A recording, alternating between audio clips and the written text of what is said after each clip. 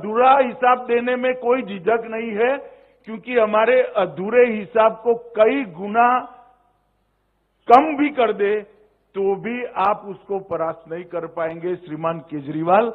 मैं दिल्ली के चुनाव के मैदान में आऊंगा तब पूरा हिसाब लेकर आऊंगा केजरीवाल जी। एक बंगलों से पेट नहीं भरा, 2 बंगलों से पेट नहीं भरा, 3 बंगलों से पेट नहीं भरा, 4 बंगलों से पेट नहीं भरा, 50,000 गज एक शीश महल बनाया दिल्ली वासियों के 45 करोड़ के खर्चे से। और केजरीवाल जी आपको इसका हिसाब देना पड़ेगा। हर वार्ड से 10 दिल्ली वालों को अपने घर पर चाय पिलाकर शीश महल दर्शन का एक बार कार्यक्रम बनाइए तो दिल्ली की जनता को मालूम पड़ेगा कि उनका मुख्यमंत्री कितने बड़े भवन में रह रहा है। दिल्ली के अंदर ये 10 साल में 68,000 करोड़ के इंफ्रास्ट्रक्चर के काम नरेंद्र मोदी सरकार ने किए। जो लोग हिसाब देना नहीं चाहते और हिसाब मांगने की आदत पड़ी है, उनको मैं कहना चाहता हूं कि मैं आज पाई पाई का हिसाब देकर जाता हूं। मुझे मालूम है मेरा हिसाब किताब अधूरा है, इससे कई गुना ज्यादा काम हुआ है, मगर मुझे अधूरा हिसाब देने में कोई झिझक नहीं है, क्योंकि हमारे अधूरे हिसाब को कई गुना कम भी कर दे तो भी आप उसको परास्त नहीं कर पाएंगे श्रीमान केजरीवाल। इसलिए मैं अधूरा हिसाब भी देना चाहता हूं। हमने 68,000 करोड़ के इंफ्रास्ट्रक्चर के काम दिल्ली के विकास के लिए किए। 41,000 करोड़ रुपया का सड़क बनाया, 15,000 करोड़ के रेलवे के काम किए और 12,000 करोड़ के एयरपोर्ट और इसके आसपास की आनुषंगिक सेवाओं को सुदृढ़ करने के लिए किया। दिल्ली मेरठ एक्सप्रेसवे अब सिर्फ 45 मिनट में आप पहुंच सकते हो। 8,000 करोड़ रुपया खर्च हुआ। दिल्ली मुंबई एक्सप्रेसवे 24 घंटे की यात्रा को 12 घंटे में बदलने के लिए हाई स्पीड कॉरिडोर बनाया जा रहा है। द्वारका एक्सप्रेसवे 7500 करोड़ की लागत से बन रहा है। ईस्टर्न पेरिफेरल एक्सप्रेसवे 11,000 करोड़ की लागत से बन रहा है और 500 दिन में पूरा हुआ। Urban extension road UER2 7,715 crore की लागत से बना है। Pragati Maidan integrated transit corridor 920 crore की लागत से बना। दिल्ली मेरठ RRTS रेल गलियारा 30,000 करोड़ की लागत से बन रहा है। ITPO कॉम्प्लेक्स, जिसको पूरी दुनिया अब भारत मंडपम के नाम से जानती है, वो 7,000 सीट का कन्वेंशन सेंटर और 3,000 सीटिंग कैपेसिटी का एम्फी थिएटर बना। यशोभूमि कन्वेंशन सेंटर 5,400 करोड़ की लागत।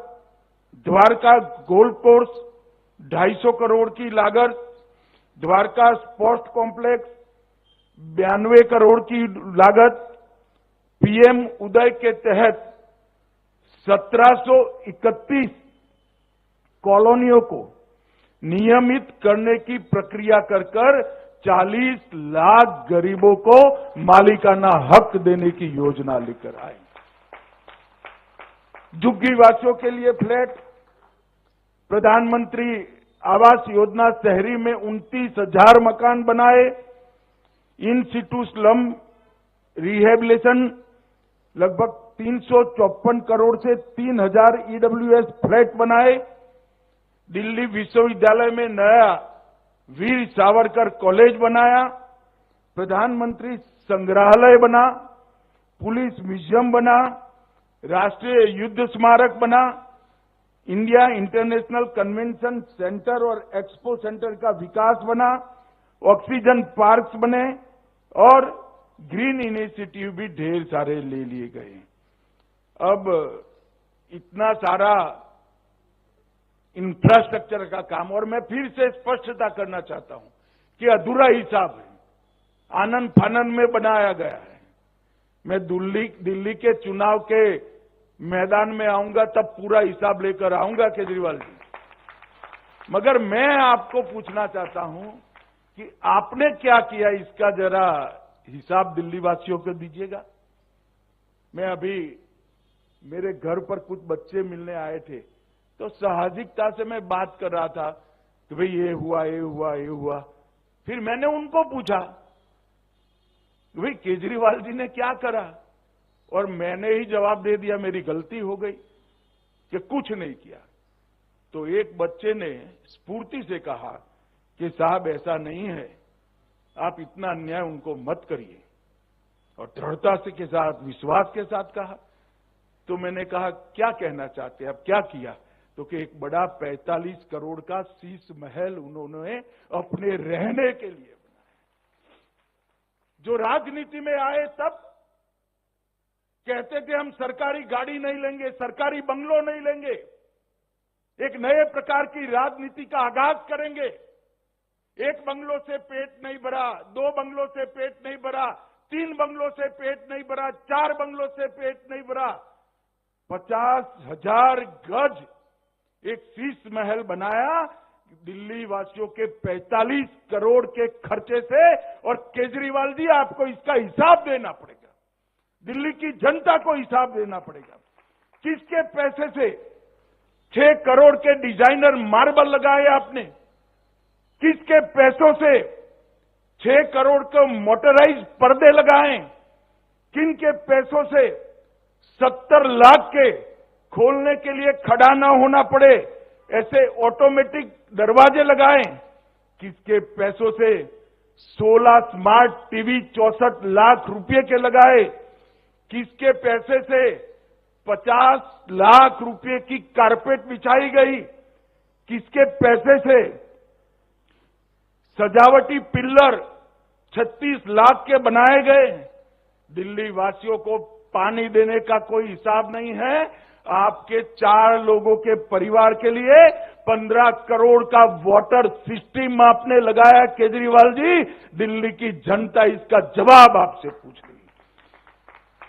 रिक्लाइनर सोफा और ढेर सारी सुविधाएं हैं, इसमें से कुछ चीजें तो ऐसी है जिसका नाम ही मैंने तो पहली बार सुना, भैया ऐसा भी कहीं हो सकता है। और वो जब मुख्यमंत्री थे तब मैं कहता था उनको, एक बार ट्वीट भी किया था, हर वार्ड से 10 दिल्ली वालों को अपने घर पर चाय पिलाकर शीश महल दर्शन का एक बार कार्यक्रम बनाइए, तो दिल्ली की जनता को मालूम पड़ेगा कि उनका मुख्यमंत्री कितने बड़े भवन में रह रहा है। भाइयों बहनों, दिल्ली के इंफ्रास्ट्रक्चर के लिए जब काम करने का मौका मिला, 10 साल का मौका मिला, और उस वक्त उन्होंने क्या किया? उन्होंने अपना भवन बनाने का काम किया, इंफ्रास्ट्रक्चर की चिंता नहीं।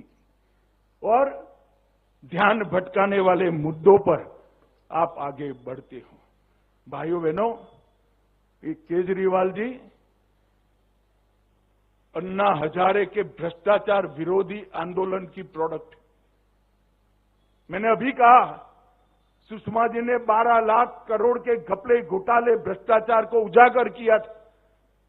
अन्ना हजारे ने वो भ्रष्टाचार के खिलाफ आंदोलन किया, और वो भ्रष्टाचार के खिलाफ आंदोलन के बाद जो केजरीवाल कहते थे हम कभी राजनीति में नहीं आएंगे, अन्ना बेचारे रालेगांव सिद्धि में वापिस चले गए। इन्होंने एक पार्टी बनाई और मुख्यमंत्री बने, हमें कोई आपत्ति नहीं, मुख्यमंत्री बनकर आपने किया।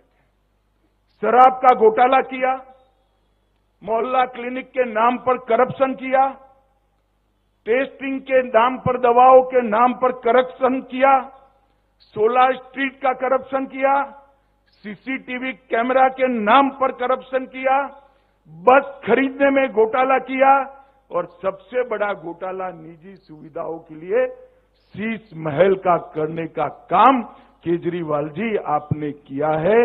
दिल्ली की जनता को आपको जवाब देना पड़ेगा, और दिल्ली की जनता इसका जवाब मांगेगी। और मैं मैं केजरीवाल जी को कहना चाहता हूं, केजरीवाल जी हम पर जो आरोप लगाना है लगाइए, जनता फैसला करेगी, मगर आप शीश महल का जवाब दिल्ली की जनता को जरूर दीजिए। भाइयों बहनों, केजरीवाल का जो रास्ता है वो भारतीय जनता पार्टी के लिए अभिप्रेत नहीं है।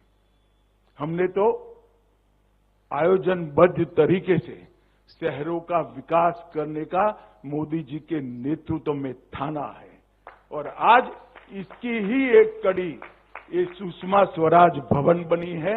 यहां पर सुरक्षा के साथ हमारी कामकाजी बहनें, बच्चियां रहेगी, अपनी कैरियर को एक शेप दे पाएगी और समाज के बीच में उन्नत मस्तक के साथ अपने अस्तित्व को वो उजागर करेगी।